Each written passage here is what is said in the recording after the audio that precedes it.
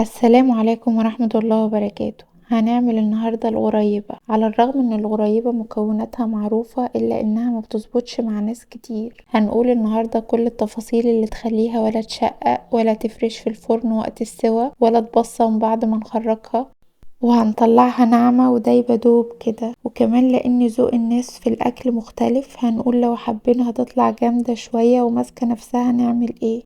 الغريبة فعلا بساطتها هي سر جمالها. يلا بينا نبدأ.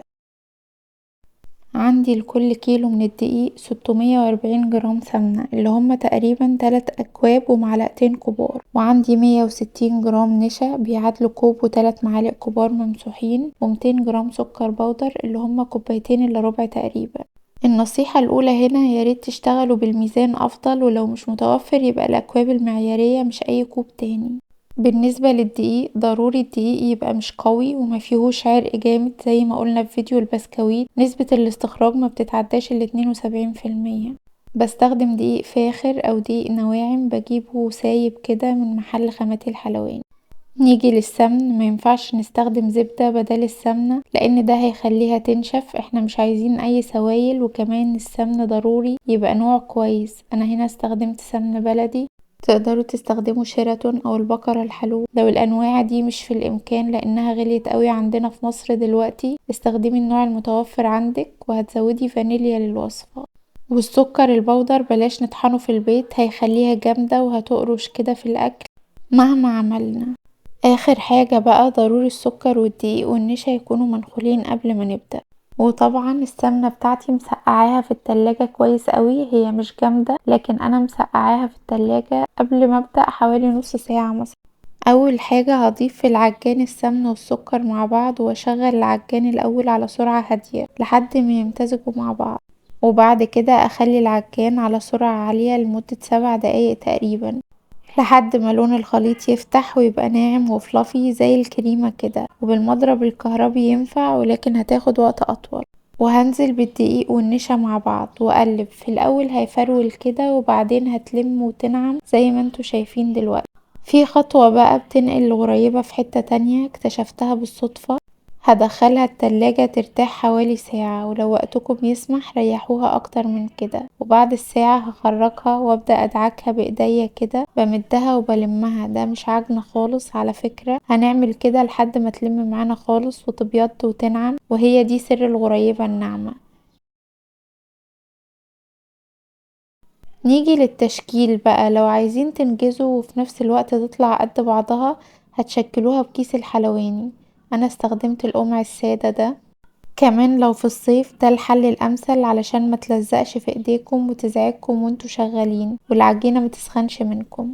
اول صينية شكلتهم على مط المكرون. مش ضروري ابدا تستخدموه او تستخدموا ورق زبدة او حاجة، الغريبة السمنة فيها كتير فمش هتلزق ولا اي حاجة.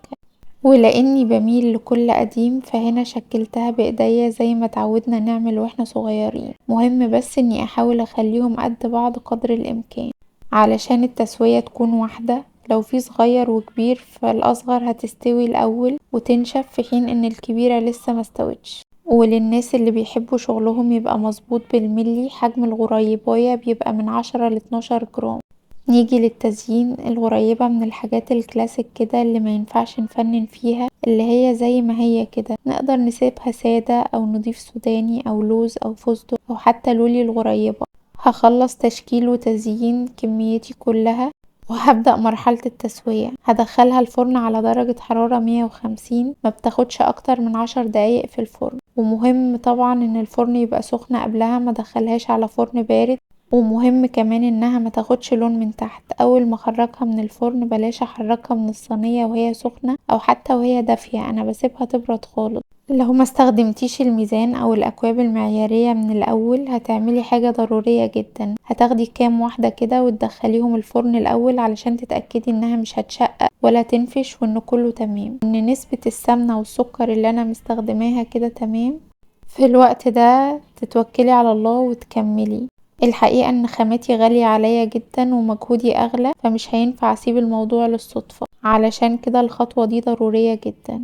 زي ما انتوا شايفين كده طالعة بعد التسوية ممتازة، ما بتبصمش وما فرشتش في الفرن.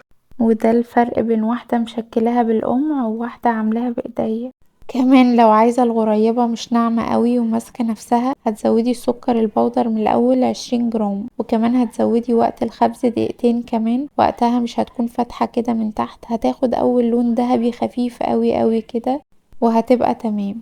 المقدار ده طلع معايا بالظبط 2 كيلو من الغريبة، لكن لو هتعملوها سادة هتطلع معاكم كمية اقل من كده شوية. تقريبا ما سبتش تفصيلة ما قلتهاش علشان تحصلوا على افضل نتيجة، وبالهنا والشفا. هستنى رأيكم لما تجربوها، وان شاء الله بعد الفيديو ده مش هتبوظ معاكم ابدا ابدا.